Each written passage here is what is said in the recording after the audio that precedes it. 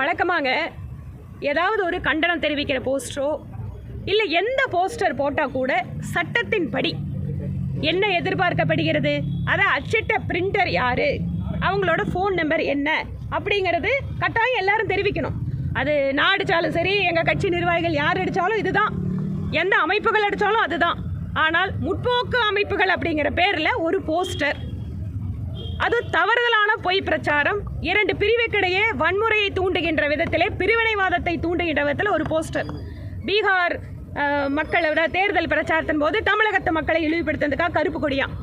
கொஞ்ச நாள் இந்த கருப்பு கொடி விஷயத்தெல்லாம் பார்க்காம அப்படியே கண்டுக்காமல் இருந்தாங்க. ஏன்னா நிறைய நிதி உதவியெல்லாம் வர வேண்டி இருக்கு டெல்லியில இருந்துன்னு.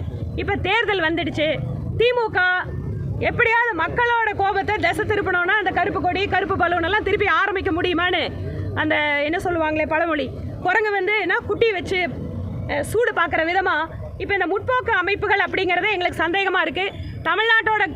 தமிழ்நாடு கவர்மெண்ட்டோட சப்போர்ட்டோடு இதை பண்ணுறாங்களோ அப்படிங்கிற சந்தேகம் எங்களுக்கு இருக்குது. ஏனென்றால் இந்த பிரிவினைவாத அமைப்புகளுக்கு, இந்த முற்போக்கு அமைப்புகளுக்கெல்லாம் பின்னால் யார் இருக்காங்கன்னு பார்த்தா திமுக காரங்க தான் இருக்காங்க, திக காரங்க தான் இருக்காங்க. அதனால் இந்த கருப்பு பலூன் கருப்பு கொடி இந்த மாதிரி விஷயத்தை தமிழகத்தினுடைய அரசு அனுமதித்தால், தமிழகத்தினுடைய முதல்வர் எந்த இடத்திற்கு வந்தாலும், எந்த மாவட்டத்திற்கு வந்தாலும் பிஜேபி காரங்க இதே மாதிரி செய்வாங்க. ஏனென்றால் ஒரு நாட்டின் பிரதமர் வருகின்ற பொழுது, அதுவும் தமிழ்நாட்டுக்கு ஒரு பங்களிப்பு கொடுப்பதற்காக வருகின்ற பொழுது, இதை கடுமையான எச்சரிக்கையோடு யார் அந்த நபர்கள் என கண்டறிந்து அவர்களை முன்பாகவே கைது செய்து நடவடிக்கை எடுக்க வேண்டும் என்பது எங்கள் கோரிக்கை.